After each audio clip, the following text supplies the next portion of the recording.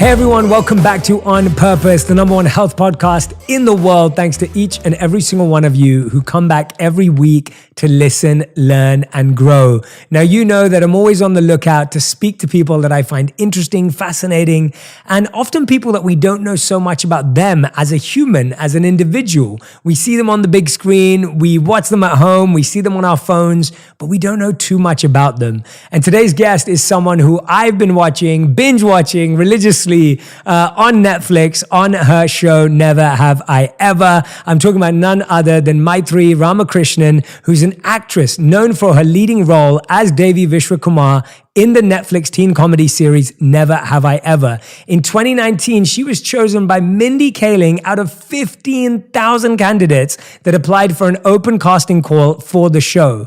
She created her audition tape at a local library using her mother's camera, eventually being asked to send 4 more videos before having a screen test in LA and being offered the role in 2019.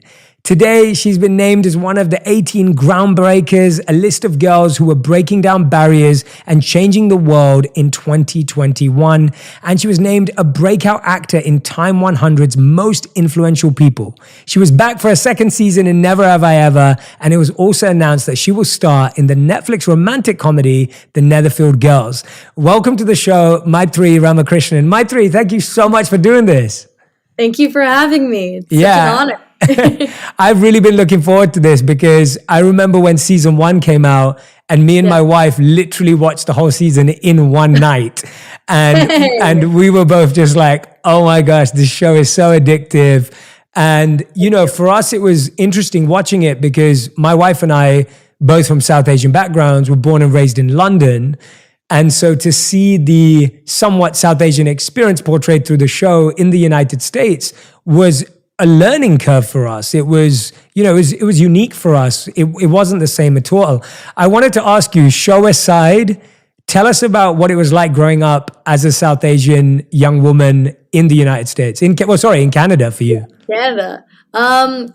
For me, it was a little different to Davey because I was, blessed to have people from all sorts of backgrounds, in class with me, which was really awesome because I got to learn about everyone's, backgrounds and cultures and identities and just life stories in general, which exposed me to a lot. But then also really pushed me to figure out, okay, how do you identify as a Tamil Canadian? What does that actually really mean to you? And I'm really thankful for my upbringing, and I have to give a shout out to my parents. I wouldn't have said this however many years ago, but I realize now very quickly with everything that's happened, I'm only half of what I am, or even a quarter of what I am, without them. You know what I'm saying? I need them to be who I am. So yeah. I love that. Tell us about something growing up, like you said, that you would have felt like, oh, my parents are weird, or I don't really connect with them, or I don't agree with them. And now you're like, oh, you were so right. Tell me about something that changed. I'm actually glad you asked that because usually I get asked the question oh, were your parents supportive of you going into acting, which is super valid as a question, as, reality is a lot of South Asian parents aren't. Right? It's a very, tricky field to go into entertainment. But my parents are very supportive. My dad growing up was always yeah, whatever you need, we'll figure it out. We'll get you there. We'll do whatever you got. Do whatever you want. Be whoever you want, but just be the best you can be at it. But despite all of that, now looking back, I realize how supportive and how much they were there for me. Growing up as a kid, I always felt like the outsider, in my family, sort of the black sheep, because my brother, he's 2 years older than me. I'm the younger one. So I'm the stereotypical, younger, rebellious sibling. And my brother was the good, studious one and who loved reading books, while I'd rather just go to an amusement park. I'm not going to read a book, whatever. So I always felt like I couldn't connect with my family for the longest time until I realized, wait, my mom's really cool to talk to. And it's I don't know if you've experienced this, I'm sure you have. I feel like a lot of kids have. It's that moment where you stop necessarily idolizing your parents, thinking oh my God, they're everything and they're amazing. They can do nothing wrong.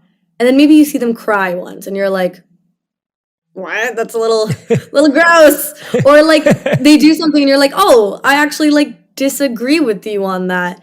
And I think when those moments started happening, I started humanizing them, and I'm like, yeah. Yeah, I think that's my little tangent. yeah, no, I love that. That's a great answer.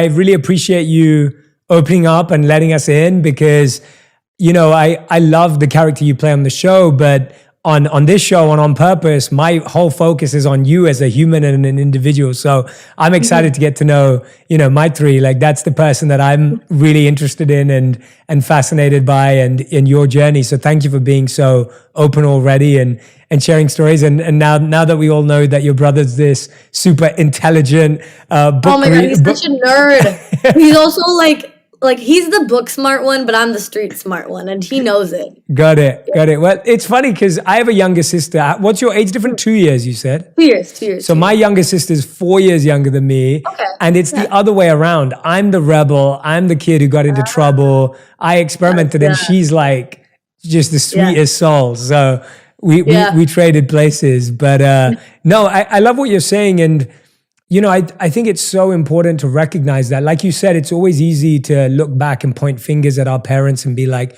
"Oh, they didn't let me do that," or they were wrong about this. But to be able to say, and I feel the same way as you, I look back at the things my parents forced me to do, and now I look back and I'm just like, "Wow, I'm so glad you forced me to do that."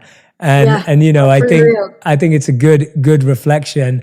I wanted to talk about, what were you like growing up as a child? Have you always been outgoing? And you said rebellious. I want to hear a bit about that rebellious side. Like what was your rebellion leading you to? Yeah, I mean, I've always been like an extroverted, person. I always would talk to everyone. Growing up, my mom's rule was if she didn't know their parents, I wasn't going over to their house. Not happening. So quickly, my Nintendo GameCube became my best friend.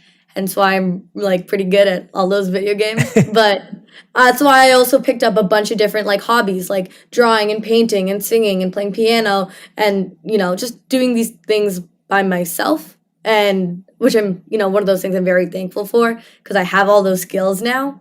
But in terms of like the rebellious side, that's actually from my parents too, in the sense it's like the sense of justice. My parents have always raised me to speak about what I believe in. If I see an injustice, speak up for it. If I see someone, in trouble or like getting bullied or just picked on wrongfully, doesn't matter if you don't know them, go stand up for them, like speak your mind. And like, like the whole term of like code switching that many, people of color do. I never did that. And that's truly because my mom especially raised me to believe you don't have to. Mm-hmm. You just do you. Be who you are. Don't be a brat, but be who you are. You don't need to hide yourself or not speak your mind in a family party or in this professional setting. If you see something wrong, you speak up. My mom literally raised me as a kid and said, if someone ever punches you, you have one punch back. Make it count. That's what my mom would say to me. So, did you ever exercise that advice? Did you ever use that advice? No, I don't think I ever did. Yeah. Unless it was probably with a fight against my brother or something. Or maybe with my cousins. But definitely that energy was very much so there where my friends knew okay, Maitreyi stands up for what she believes in. I was very well acquainted in high school with the principal's office. Not for bad things. The principal and I got along very well actually. But if I saw something go down with a teacher and a student, I'm there and I'm this is what's happening. You need to figure this out. This is wrong. Yeah. I love that. Yeah, we need more people who speak up and stand up and don't just let things happen by the sides. I'm intrigued. You said that you developed a lot of skills because your parents were if I don't know their parents, you're not allowed to go out. I wonder, did you get quite comfortable, even though you're an extrovert, I'm interested, did you get comfortable spending time alone? And do you think that has stayed the same? Or are you kind of no, I don't like being alone? Oh, okay. So that's, thank you for asking that too, because this is something I always wanted to talk about as well. I, up until probably my last year of high school, hated being alone. Wow. I hated it. I hated sitting with my own thoughts. I hated just sitting with myself, having to talk to myself, have to entertain myself, because I didn't like myself for the longest time. I would rather be anyone else, And throughout like, school, I would always surround myself with like a bunch of different people just to like, hang out with. And the more people I had meant the more opportunities to go out, the more stories and like conversations I could have that weren't with myself. Until, in grade 12, I was forced to have those conversations with myself and realize, oh, I really don't like being alone. This is not fun. The whole reason I did after school theater was because I wanted something to do after school that would keep me at school and not send me home. Wow. That was the reason I started it. And then I'm obviously so thankful, but that's how I got into acting. Wow, that's amazing. I love hearing that. That's awesome that you were able to find something through actually being like, oh, I'm just using this as an escapism, but it actually became your life. It caught up to me. I had to learn how to like sit in my own silence, which now I'm better at. I'm not perfect at it, and I don't think anyone really is. It's a growing journey because you're changing yourself. But I'm less harsh on myself as an individual in that way. Yes. Still in general, very hard on myself, but yeah. Yeah, I wanted to know, you said that earlier, you were like, up until you finished high school, you were like, oh, I really didn't enjoy being by myself. You're like, I didn't like myself. Tell us a bit about that, because I think that's a very common experience, but it's not commonly talked about because we don't hear people say that. Like for you to have the courage to just say right now, like, I didn't like myself, like, and now that that's transitioning. And I loved how you said it's not perfect. It's not like you figured it out, but you've been transitioning. Yeah. Tell us why you didn't like yourself. Like what made you feel that way? What put you in that position?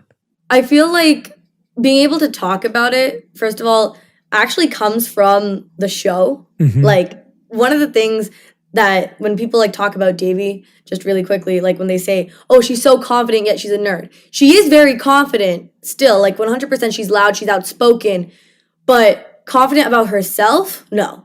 She's confident when it comes to grades and being book smart, but confident about her own thoughts, her own worth, her self-worth? No way. And it was like this like weird experience of playing this character that I deeply care about, like a younger sister, seeing her go through this, but also just knowing that a bunch of people, a whole writer's room wrote this. And that made me realize this isn't such a individual, rare experience. So many people go through it, and we should talk about it more. I feel like, loving yourself is so hard because one day you could be like, there, you're on your shit. You're like, yeah, had a great day. Next day, terrible, gone. And that could be because of something as small as like, getting a pimple right in the middle of your face or getting into like a fight with someone and you feel just like a terrible human being. So true. It's so true. Yeah. And I think, I think you're spot on. I mean, I look back to being, and I love how you said that Davy's like a younger sister to you in the way that you see the role. Yeah. I think that's such an interesting way to put it. And when I look back at my own self at 16, and if I honestly, I think a lot of people around me would have said I was pretty confident, but I think you're right. Like if I really looked inward. Were you really? No, I wasn't. I don't think I was at 16. I mean, 16 is a really tough age to be actually confident. I mean, you barely know who you are. And, I find that a lot of people are obviously, I mean, you're 19 now, I believe. Yeah. So I feel a lot of people also, what I love about what the show has done is that it's opened up this like multi-generational conversation. Like it's not, even though it's called a teen comedy series, it's like, I'm not a teen and I watch it. My wife's not a teen and she watches it. And then I also know like full on parents, adults and uncles and aunties that are watching it. When you look at things generationally and you look at yourself growing up too, do you think that, I feel like we always feel that the next generation doesn't get it, but we were that same generation when we were at that age. Do you ever feel like that when you're looking at Davy's your little sister, you're now 19, you're working with do you ever feel that way? Does that make sense? For me, like, it's so interesting whenever people talk about like Gen Z versus Gen X versus millennials versus boomers. And sometimes like, I just have to like close my ears about it and just say, shut up. Because at the end of the day, it's just the year you were born and how the world was when it when you were born, when you were a kid, when you were at your coming of age Netflix YA moment. And that is totally valid and fair. It's a 100% a different experience. Like, my parents don't get what it means to grow up with technology in your school, right? But they went through things that we wouldn't get. But there's a lot that we can all universally understand, like this idea of loving yourself, like this idea of self-confidence, just in general, mental health. That is really universal, and it sucks because now what I'm finding is that like the generation conversation is starting to divide people of like, oh, that's such a millennial mentality, or like, oh, these like Gen Zers think they have it all together. They think they're like the bee's knees. And it's like, no, you know what? Like, to my fellow Gen Z, we're not the bee's knees. We're not better. We're just humans. And we all are at the end of the day. So why can't we just all be better despite what year we were born in? Go wear your neon 80s outfit. Go wear your 50s hoop skirts. Like, I don't care. Just be nice and just talk about these things because there's not that many differences. My grandma learned so much from me. I learned so much from her. Like, she's like my best friend. And I talk to her all the time. She learned so much from me and I learned a lot from her. And that's like what matters, you know? Well said. I love that. That's such a great way of putting it and great way of sharing it. Tell me about some of the things. I love hearing about this because my wife's also extremely close to her grandmother, like exactly how you just said. They're like best friends. I wanted to know what are some of the things you've shared with each other or learned from each other? Some of the things you've taught her, some of the things she's taught you. I'd love to hear about some of that. Yeah, I mean, so like I said, like before, when I was younger in my house, I felt like there was no one I could really talk to because I knew if I was going to talk to my brother and tell him a secret, that was going to go right back down to Amma. Amma was going to find out, I'm going to be in trouble, and I'm going to get real mad. But my grandma, she's goated. She was like my best friend, would always like hang out with me. And now it's like she's got Twitter, right? She'll see something on Twitter. And she'll, like, I mean, she mainly just follows me, but, like, you know, she'll see something or, like, something that someone replies, and, like, it'll be a slang term or, like, whatever kind of term. Maybe it's something about, like, the LGBTQIA community. And she'll say, like, what is this? So I'm like, yeah, Ma, I'll teach you. And then she, like, knows about it, and she's like, okay, cool. Like, things like that. And then I get to learn, of course, about how she grew up, of course, but then also just where she's coming from as someone who takes care of my grandfather and someone who has her own challenges. And I'm like, we're not so different. Like, we're really not. But yeah.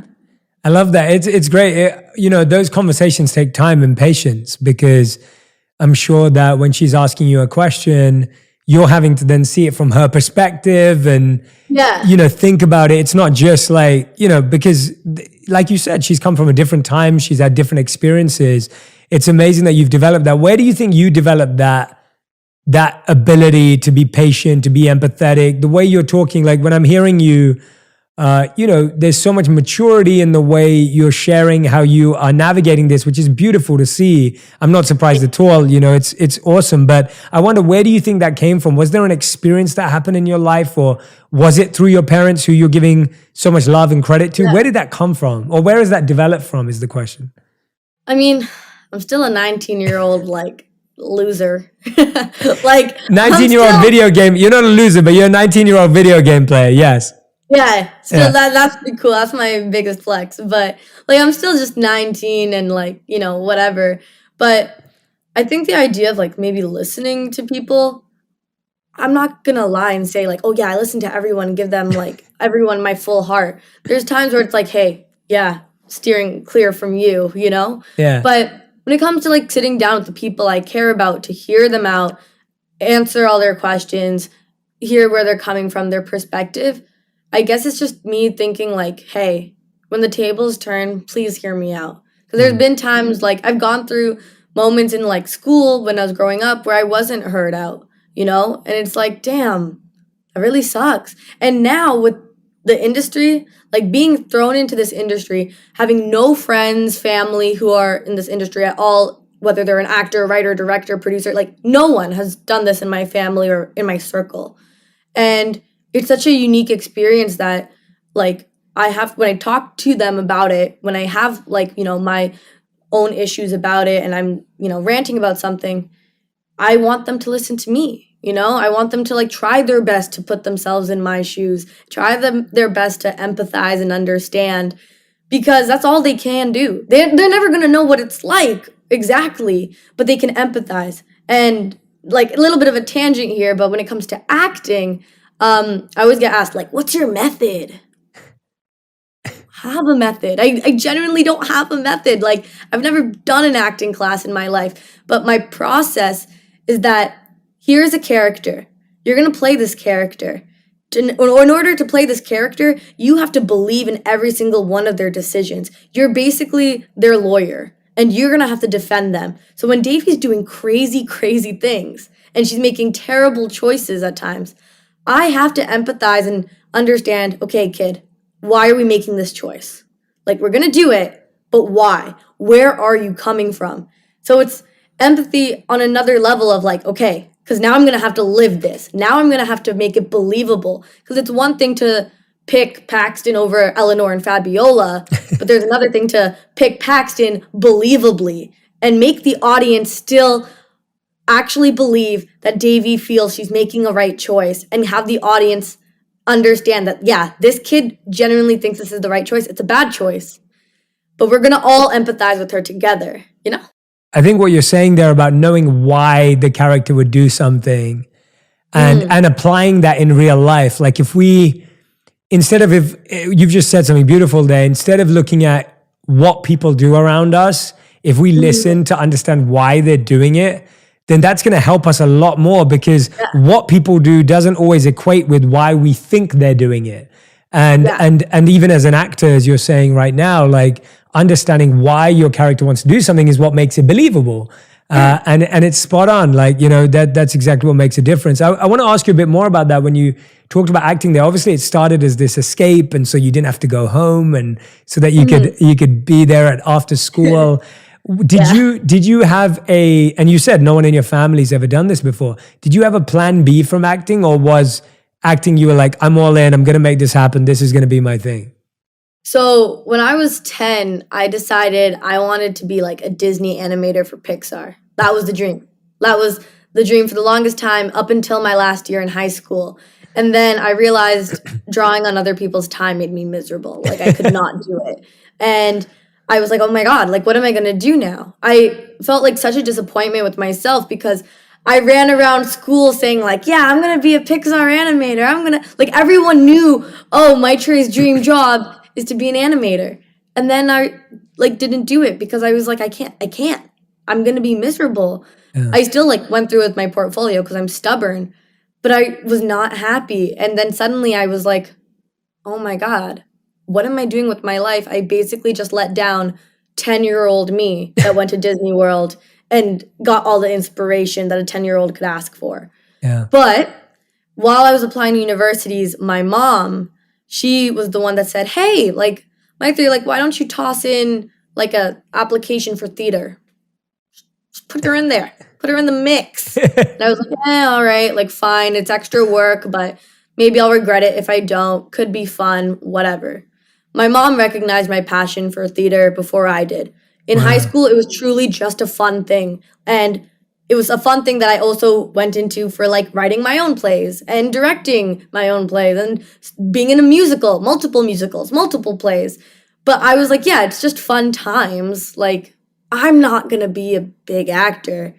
But then eventually, after I realized, you know, there was one of the first times in my life I was ever proud of myself. I finished my grade 12 drama exam and I was really proud of myself. And I was like, you know what?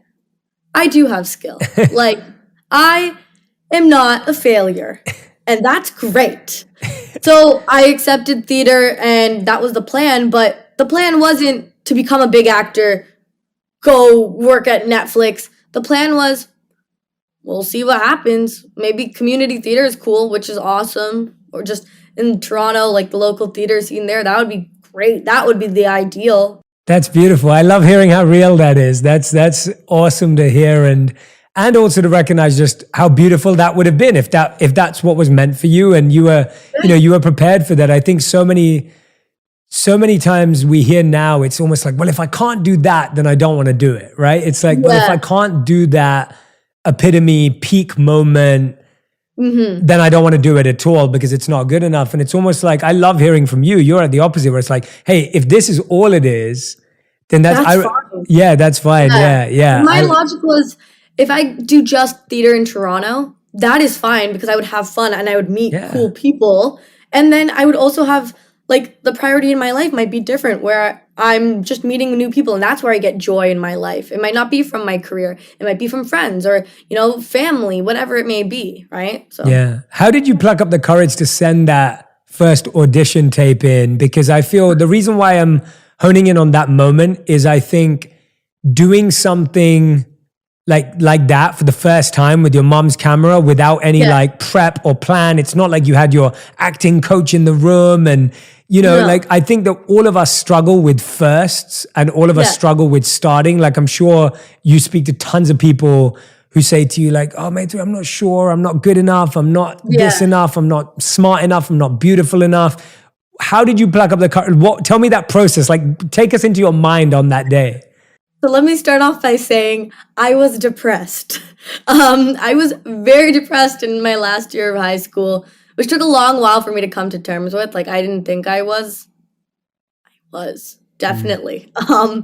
And I almost took a nap that day instead. My best friend texted me and they said, hey, I saw this tweet from Mindy Kaling. Like, let's do this. I didn't even know how to use Twitter. Like, I didn't understand the differences between a retweet and a like. They're basically the same thing. And basically, my best friend Shahara texted me and I almost said no. I almost said, hey man, I'm really tired. I think I'm just going to take a nap. And then something in me just said, you know what? I haven't hung out with my best friend in a long bit. I'll go hang out with Shahara. Shahara's the best. So I said, okay, cool. We'll figure out a time and we'll go to the community center because my house is way too loud. There's no way we're going to film a video that's like even decent in here. So we went to the community center. We figured out after an hour how to work my mom's camera because it kept shutting off. It was so annoying. And then we Googled up what a slate is. I didn't know what that was. But then we were flying. We were making our tapes. And the logic was, to me, honestly, was, okay, we're going to send it through this portal. Like, it's not even going out in public on, like, the internet or whatever, but, like, we're sending this through this portal. They might not ever even look at it. Generally, I was like, there's a good chance, like, they'd never check it out. There'd probably be, like, people all around the world auditioning for this. I have no experience. I made my acting resume on Canva. Like, the free, Canva plugin, I guess. I made my acting resume on Canva. My headshot was a photo that my best friend took, like, outside of my high school wall. And my eyes are squinty because of the sun. It's so messed up. So I didn't think people would look at it. And with all that in mind, the fact that people all around the world are auditioning for this, I was like, okay, I'm probably not going to get this. I have literally no job experience at all. I can't even say I've, done retail. So who cares? I'm going to just do the best possible job I can because why not? And it's funny, I have the text from that day with my best friend where we literally say, hey man, that was really fun. Thanks for hanging out with me. And they were like, you know what? We can say we were a part of something bigger. When this show takes off, we can technically say we contributed to it. And then I said, yeah, you know what? Maybe we'll get royalties for that, as a joke. And then I said, but it would be pretty sweet if we went to Hollywood, right? And then we were like, haha, who knows? One day, man, maybe one day. And then that was it. That's amazing. I love that story. Thank you for sharing that with us. I know you've shared it before, but I love it. Honestly, it's such a great story. And I had to have you share it with our audience and community because I just love how happy you were with what you were doing. And how if it didn't go anywhere, it wasn't a thing. It was just like, well, we tried. We put it out there into the world. We'll get royalty. The best shot we did, I wasn't going to put out something I didn't believe in because then in my mind, I'd be like, I didn't give it my best shot. I'm not an athletic person, but if I'm going to play a basketball game with someone, you best know I'm going to try my best. Yeah. Will there be a lot of sweating? Very much so. Probably a lot of falling, knees being skid, maybe a bit of blood, but I will try, Yeah, So yeah, absolutely. and my mom says like I'm now just living my life purpose, and she can see it. She saw it honestly in high school when I was doing all my performances because she came to every single one. She saw the joy that it gave me, and I'd have to agree. I feel like acting, being in this creative industry of film and TV, it is my life purpose. Yeah. I love that energy. That's awesome. And it shines off of your face. Like, even though we're not even sitting in front of each other right now, I can totally see it. It's so real, and your passion's so true, and it's so authentic. I love it. Tell me about how that translated to then being on your first day on set, because that's a whole different ball game now, because it's like you've gone Oh from my being with god. your best friend to making a video to now being on set. Where was the first set? Where was it shot? And tell me about that experience from your perspective, not Davey's perspective, but yours. Yeah. We always shoot on the Universal lot in LA. Awesome. So season 2 actually entirely was shot on lot. We did no locations anywhere else because of COVID. So we got very crafty with our, spots and different sets. But the first day, I remember the scene exactly. It was the scene where Davy is telling Fabiola and Eleanor that she has chosen attainable yet status enhancing boyfriends for each of us to date. And that was the first scene we ever shot of the entire show. And I remember being so excited that we did one take, and Lang Fisher says, "Okay, so you got to slow down a little. You got to slow down a little." And she's like, "Maybe you're a little nervous." And I was like, "Honestly, I'm not nervous at all. I'm just really excited to be here." I was introducing myself to everyone, saying like, "Hi, I'm Maitreyi Ramakrishnan. Like, what's your name?" Trying to like get to know everyone. And my mentality was, the two first things I learned like really quick was, number one, trust everyone to do their job, and then you stick and focus on yours. When you trust and then respect everyone for their job, you'll be swimming, because then they will respect you to do yours, and they'll be your biggest champions. Don't worry about what the sound guy's doing. Don't get in the business of the lighting guy. Let them do their thing, because they're respectfully the masters of their own craft. So when you respect them and you take interest in a genuine, authentic way of actually caring about what they do, they'll recognize that. And then they're going to light you and mic you up and get the best angle of you that they possibly can, because now they're on your team, right? And then the second thing that I kept in mind at all times was, stay alert and learn everything you possibly can. Not many get this opportunity. You have the best co-op in the world. Learn everything. Don't be afraid to ask questions. And now this is credit to Mindy Kaling and Lang Fisher, because they make such a great atmosphere where I never felt stupid. I was the only cast member, number one, the youngest cast member, but also the one that has never in their life been on a set. And despite that, I never felt stupid for it. Were there times where I was like, "Oh God, I have to cry now. I've never cried on command before, and Sendel is here, and he's on the Flash or something, and I have to cry, and this is a lot." Yeah, that happened. But I never felt dumb. And I never felt dumb for asking questions. I never felt dumb for asking for help. And yeah, that's how we got through the days. That's beautiful. It's so hard, isn't it? Because imposter syndrome is so real, and Yeah. and you can often just feel completely out of your depths. But those lessons, actually, I was going to ask you, how would you deal with imposter syndrome if you felt it? But those two pieces of advice you gave us, two lessons that you take away, actually make a lot of sense. And actually come as great pieces of insight for anyone who's struggling with imposter syndrome, because and I'm guessing that's not changed. I mean, now you're on front covers of magazines, like you're invited to all these beautiful events, as you should be, rightly. I love that you're bringing your excitement everywhere. Has imposter syndrome ever crept in, or have you been really tell us about that process. 100% it creeps in every so often. Sometimes it's like self-love. You got the confidence one day of yeah, I deserve this. I'm very proud of myself. Amazing. But then the next day it's, "Oh God. Oh no. I messed up. I'm terrible." People think I'm a joke.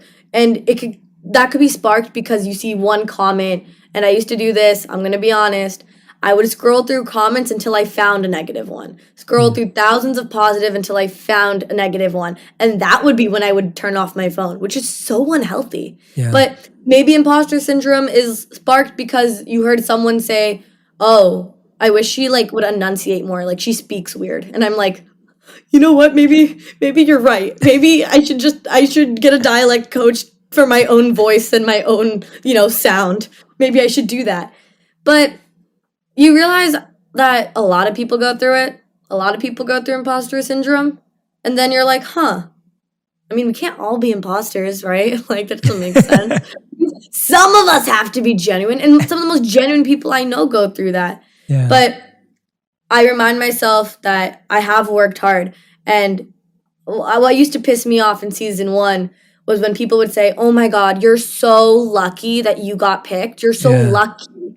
And I'm like, yeah, 100%. A good bit of fame is a lot about being at the right place at the right time, for sure. But I also worked really hard. Luck, sure, was getting my audition tape sent in at the right day at the right time, and somehow that got landed on their screens. And, I did all that. But I did work really hard during the audition process. But you know what? Even if you want to call the whole audition luck, you can't call the season luck. Netflix comes out with so many shows a day. But we're one of the biggest shows. That's hard work. Yeah. Yeah.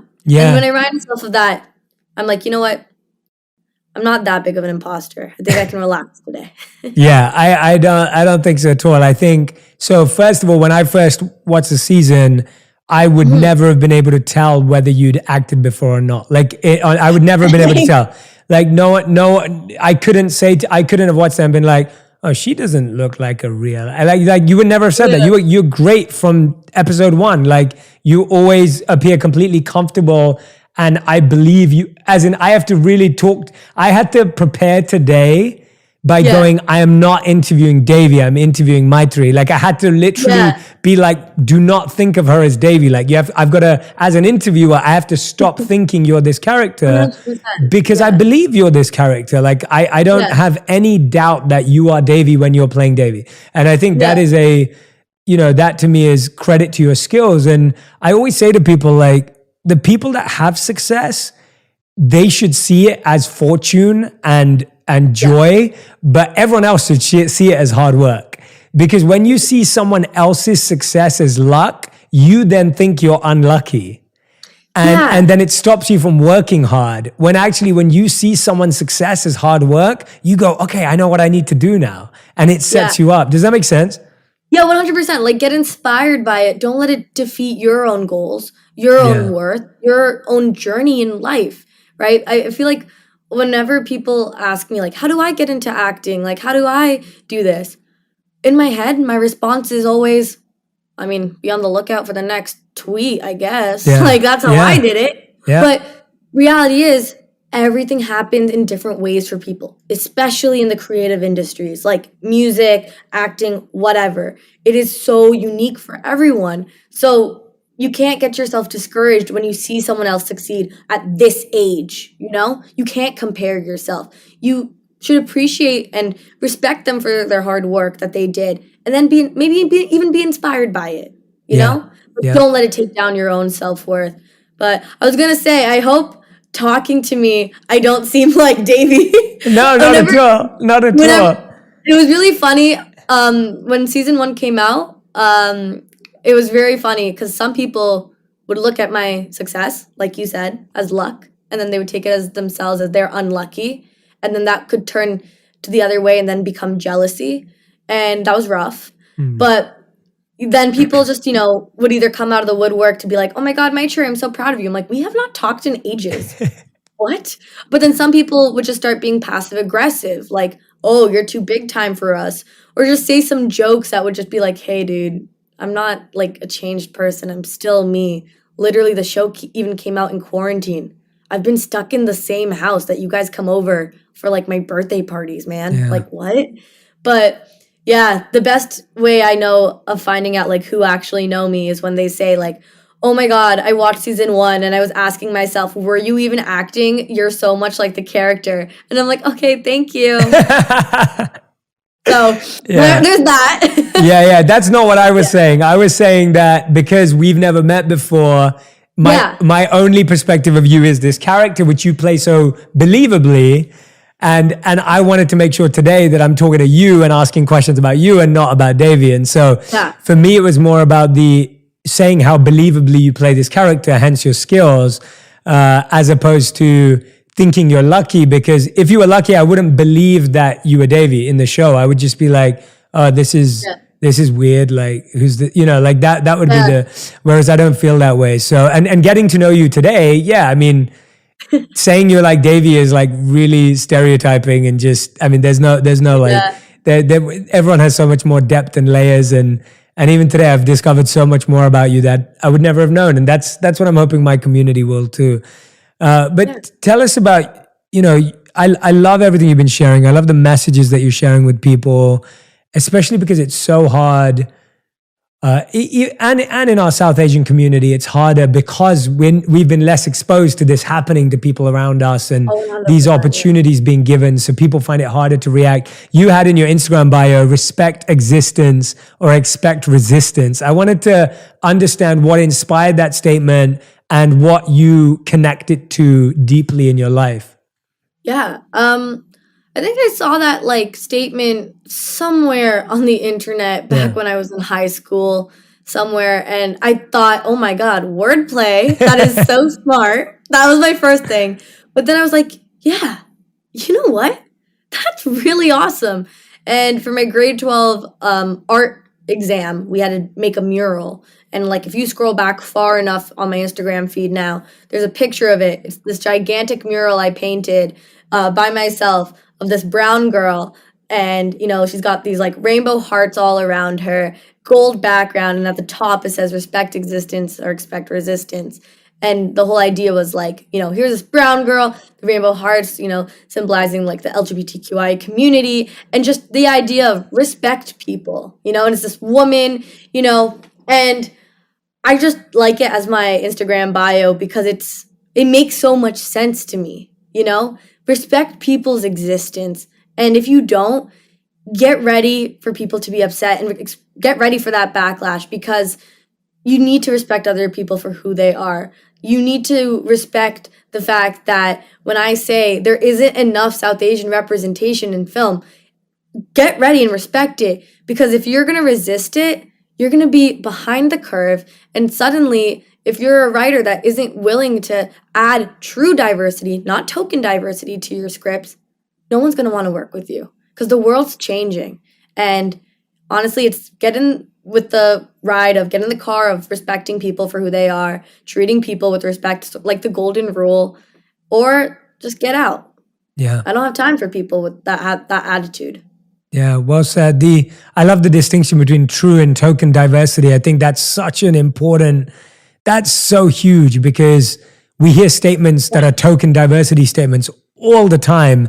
I was literally just talking to someone last week, and they were told by an agency that they wouldn't be signing them because they already have someone who's a brown person in that niche that they're in. And they were like, we already have one of you. And I was just like, I literally, that conversation happened last week. And they were asking me what I thought about that and how to navigate it. And I wanted to ask you, how is your view on that, on diversity, changed, having been someone obviously developing their career to now being on the other side, where you have a successful show, you're in the industry, people know you, you know people. Has getting closer to the industry made you feel more excited about what's happening? Or are you actually seeing more and you're like, okay, wow, like, this team, Mindy and this team's got it right, but actually there's a lot of work that needs to be done. I want to know how your views changed from before and after. Definitely the latter. Like, I actually realized how used to and just, conditioned I became to not seeing people like myself, South Asian women, on screen until after Never Have I Ever season 1 came out. Up until that point, I was just okay, I guess, with the fact that people like me were background characters, quirky best friends that were sexually deprived, because that's a lovely stereotype, or that they're just comedic relief. They're shy, they're awkward, they can't talk to women unless they're drunk. You get used to that. And then the show came out. I met people in the industry, and it made me, hopeful that things are changing. But honestly, I had this anger in me of this sucks. If I didn't make it into the industry, I would have maybe just been okay with it all this time. Yeah. This is not okay. And we run around saying like diversity, like diversity, diversity. We say it so much, but we have to. It's like, what other choice do we have? Like, it's become this fluff word, but it's such a mandatory fluff word, you know? Like, it is very important because it's not happening fast enough, in my opinion. Yeah, the needle is moving inch by inch, not even inch, millimeter by millimeter. Let me go with my lovely Canadian system. But, you know, it's moving like a little bit by little bit, but I get so angry sometimes where I just want to push it, you know? Because it's not fair to expect a whole community of people to look at Davy and feel represented. I used to think, oh no, like you don't feel represented by the show, but we worked really hard on it. It's a really good show. We do so much. But then I was like, no, that's selfish of me. I'm falling into the trap that reality is the white dominant, industry of Hollywood, film, TV wants me to make these people just deal with it. But they shouldn't. And I shouldn't. I shouldn't have to settle with Davy being my one, main character role that was truly birthed by a leader in the industry, Mindy Kaling. I shouldn't have to settle for that. I should be able to get all the roles, and keep going with my career. Audiences shouldn't have to settle for just Davy or Nalini or Kamala or even Anissa in season 2. They should be able to get all the different kind of characters. If you are so proud in your identity, if you are so proud of it, and that is how you identify, it means it's a story worth telling, and nobody can say otherwise. It is definitely worth screen time in some way or another, Yeah, that's so powerful. Thank you for sharing that, Maitreyi. It's such a powerful statement, and really, it's emphatic in the way you said it. It's strong, it's powerful, it's bold, and it's the way it needs to be said. I remember when I first moved to LA, and I'm obviously born and raised in London, hence the British accent and all the rest of it.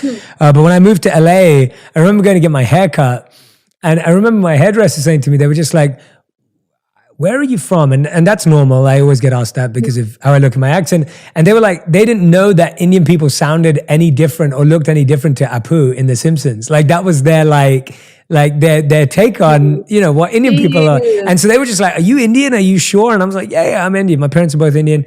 I'm sure. Yeah. Let me go fact check. I'll be right back. Then you can cut my hair. Okay.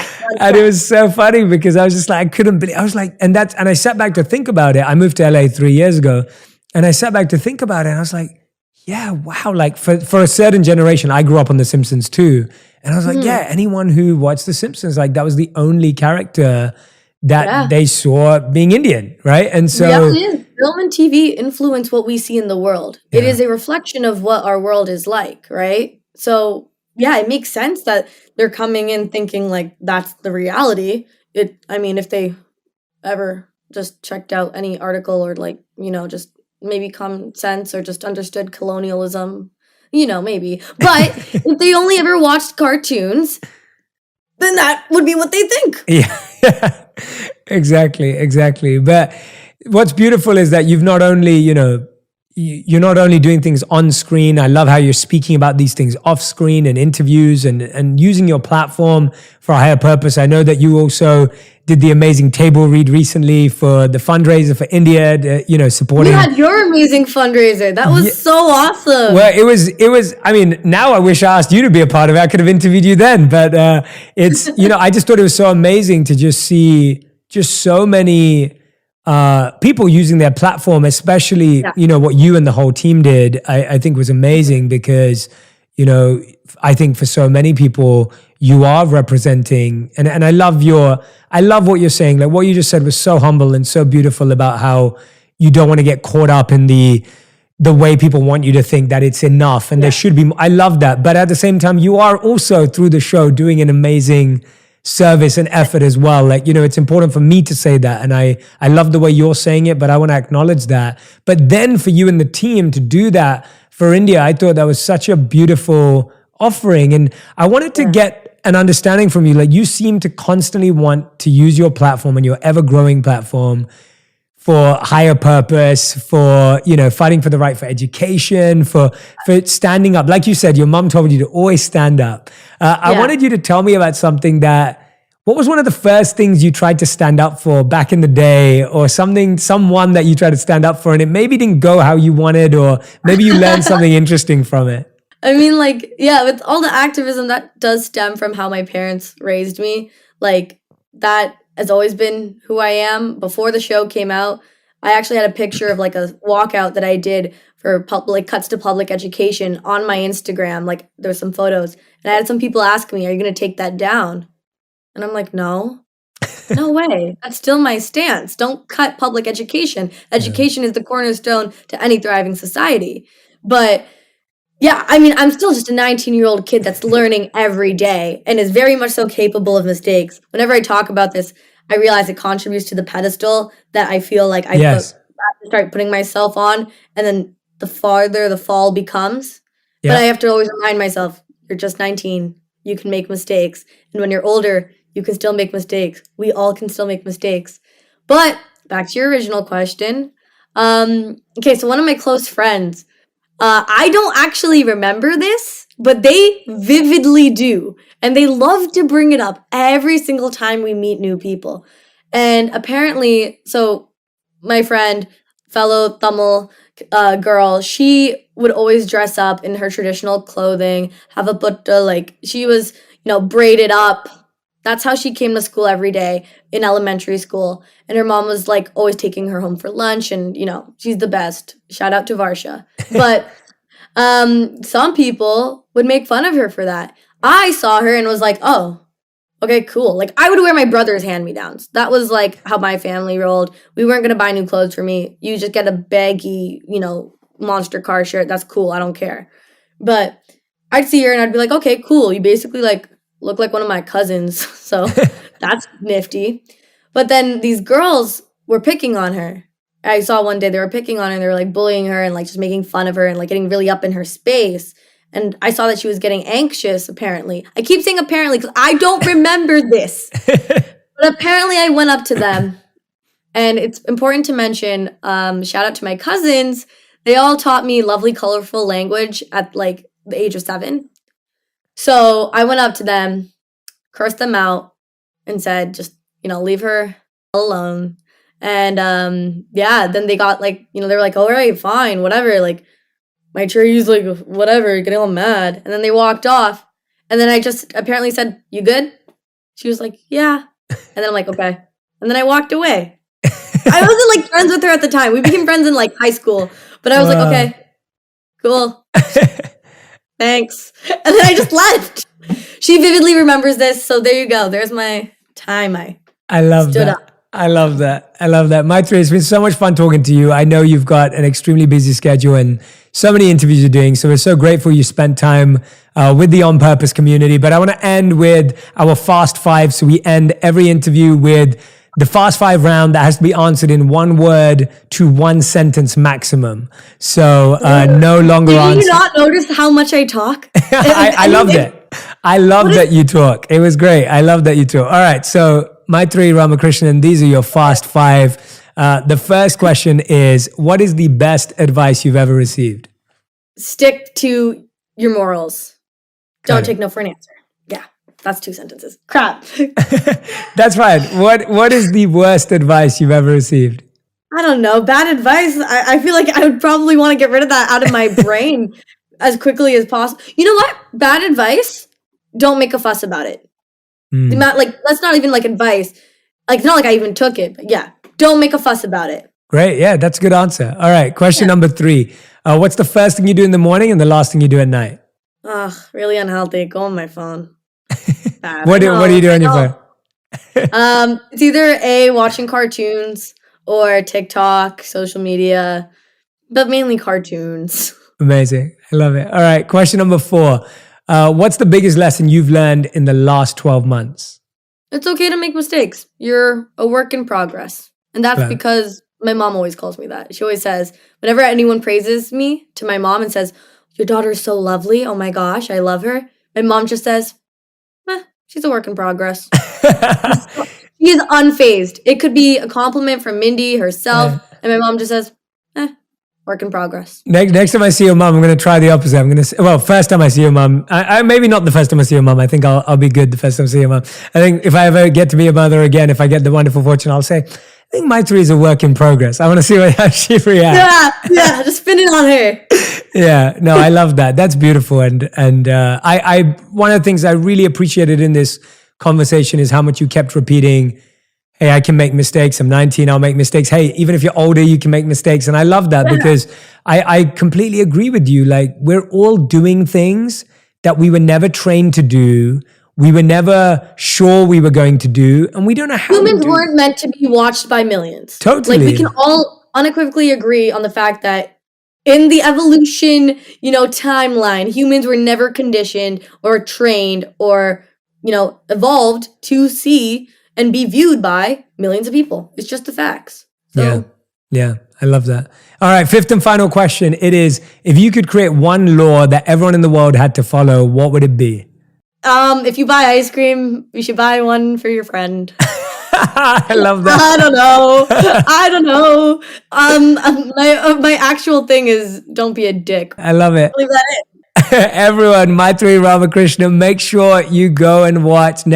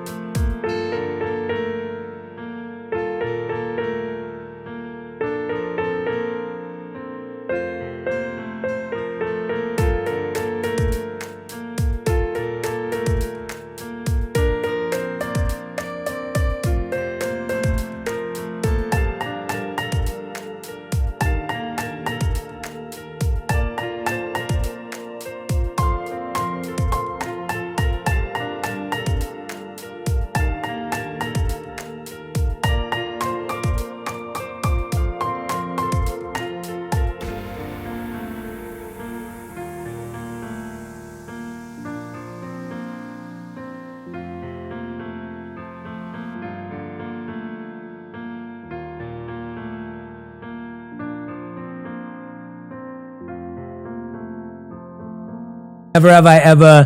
I'd also love for you to tag me and Maitreyi on Instagram to let us know, and on Twitter, of course. Let us know, what were your favorite parts? What were the things that she said that stood out, that resonated and connected with you? I love seeing what truly stays with you when you listen to these episodes, and I'd love for her to see it as well.